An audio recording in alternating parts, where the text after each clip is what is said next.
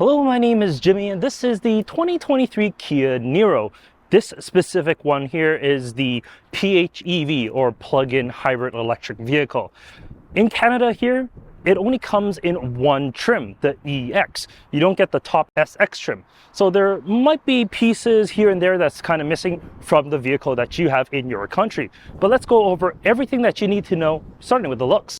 On the front end, as this is the plug-in hybrid, you can still get the regular hybrid as well as an EV. So they may look a little different depending on, well, the one that you choose. Because it's a Canadian spec EX model, we don't have LED headlamps on the front.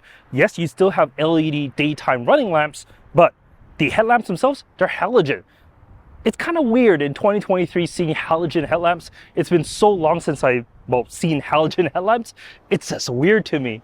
On the side of the Niro, we get 16-inch wheels. When's the last time you saw wheels that small? But with the smaller wheels, you have less weight and, of course, cheaper tires as well. So I guess there's a little bit of trade-off there. You do get this black cladding on the side, which makes it an SUV, but it, really isn't, let's be honest. You do get a turn signal on the side, I like that, and proximity door locks on the front doors, so you can lock your doors, but you only have that on the front, not on the rear. But a cool thing is this arrow blade here. It might just look kind of normal here, but in other countries and in other trims, you can get this in different colors. But what's cool, this is actually a pass-through.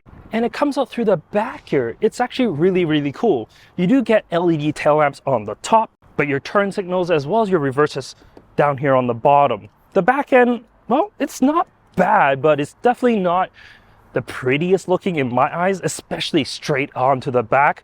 The taillights are just so far apart and there's really not much in the center to kind of tie it all together. Overall, I think this looks better than the first generation. I actually really applaud Kia for keeping up with some sort of design on their vehicles rather than making a boring box. This is kind of neat and cool. If we open up the manual tailgate here, you can get a power tailgate on other trims in other countries and bunch of other stuff, but manual tailgate here, 19.4 cubic feet of space, which honestly isn't bad. It is definitely less than the hybrid as well as the full EV model, but it's still more than usable. If you have a compact stroller, it's not a problem. A full-size stroller, not a problem. If you like to play golf, set of clubs, not a problem. This is more than enough space for most people, and you can fold the seats 60-40 if you want to, increase whatever amount of space you want inside. But let's check out those back seats. All right, the back seats. I'm 5'11" and I got plenty of headroom, plenty of legroom, and my feet can slide underneath that front seat, so it's actually quite spacious in here. Well, yes, there are some cheaper materials on the doors.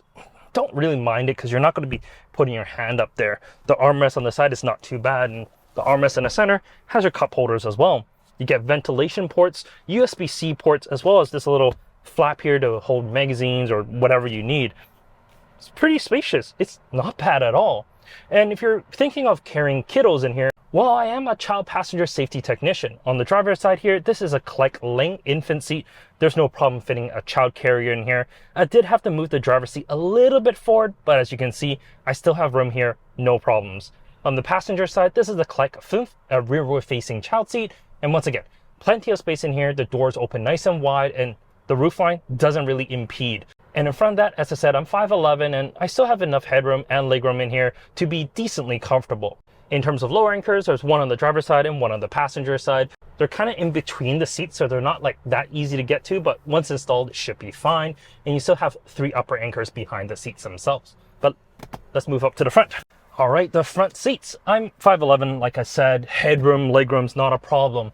Because the plug-in hybrid only comes in the EX trim, there's no sunroof. So I have like 8 inches of space above my head. The seats themselves, they're manual adjustable, so you can raise and lower the seats, but no powered options here. Don't really mind that too much, but they are heated, not cooled. In front of me, I got your newer style Kia steering wheel. It is heated, and you get actually pretty nice sport thumb grips on the side. I don't mind the layout, but it does look a little weird because it is a 2-spoke design. You have a drive mode selector on here as well, and paddle shifters, which I'll tell you about a little bit more during the drive. Behind that, you get a full digital cluster here, but it's really like a digital cluster in the middle, and then you get line segments off to the side. It's not like a full-on screen. On one side, yes, it's kind of cool, but because it's a plug-in hybrid, showing me the tach all the time, it's kind of useless. So the right side, it's not all that useful, to be very honest. You can change the color scheme of it as well within the infotainment system, but that's really it. No heads-up display, it's totally fine, I think. And then the infotainment, well, it's your typical Kia, Hyundai, well, infotainment system. A widescreen unit that has Apple CarPlay and Android Auto, but like always, you have to plug it into the USB port in the center. No wireless option, not yet anyways. But the overall interface is fine. It's all purple, which some people might not like, because going from one interface to another, well, you're going to be looking at it rather than just kind of looking at the color coding, which can be a little bit frustrating. What's more frustrating than that is the typical Kia climate and radio control. I mentioned this in basically all my Kia videos recently. It's just not the best in terms of, well, the layout itself. If you leave it on the climate control, that's kind of what I've been doing, so I can easily adjust the temperature as needed. But to change like the, well, anything that's in the navigation screen, really I've just been using the controls on the steering wheel instead of that. And well, the passenger, they just have to make do with whatever I pick out. It's just too hard to flip back and forth between the two systems, to be very honest. I mean, it's not like it's hard, it's one button, but when you're on the road, you want to change a volume, for example. You are looking straight ahead, you look down a little bit to find that volume button, and you can change it, but you're turning up your heat or turning it down, depending on, which way you turn it. It's just not the most intuitive, but I digress. Overall, this is a pretty decent cabin space. While yes, some of the materials in the back may be a little scratchy, on the front here, it's not bad. It's quite soft and squishy, so the soft touch materials here do work well. Yes, there are some cheaper plastics right on top, but I don't mind it that much, to be honest. And the overall layout, while I'm not a big fan of the climate control, I must say, once you get used to it, it's not that bad. This is like my third or fourth Kia with this kind of system, and I've kind of gotten used to it, so it's okay. It's a good cabin, it really is. Once you get used to it, you're not going to complain that much. Before we go on the road though, let's talk a little bit about the powertrain. As said, this is the plug-in hybrid variant, which means underneath the hood, I get a 1.6 liter 4-cylinder paired with an electric motor. Mated to that is a 6-speed dual-clutch transmission. Together, it brings out 180 horsepower and 195 pound-feet of torque. But when you're only running that electrical motor, you only get 83 horsepower and 149.7 pound-feet. But for around town, for the electric driving distance that you're going to be getting, 55 kilometers or about 34 miles, it's more than sufficient, I would say. It's more than enough to even get you on highway speeds. Sure, if you need that additional power, the internal combustion engine can kick in and give you that extra boost if you like. So you can have that. And you can change the different drive modes with, well, the EV button as well as the drive mode selector on the steering wheel. But when you do that, it also changes these paddles in the back. So in regular eco mode and on electric right now, if I use the paddles, it changes regen from level 0 to 1, 2, 3, and then you got the max as well. With max, it basically like fully locks up the, well, not locks up, but it engages the regen to the maximum state. So you can basically slow down the vehicle with that and, well, recoup most of the energy back into the battery. So quite useful. However, if you press and hold the plus pedal, it goes into what's known as auto. And auto is a little weird.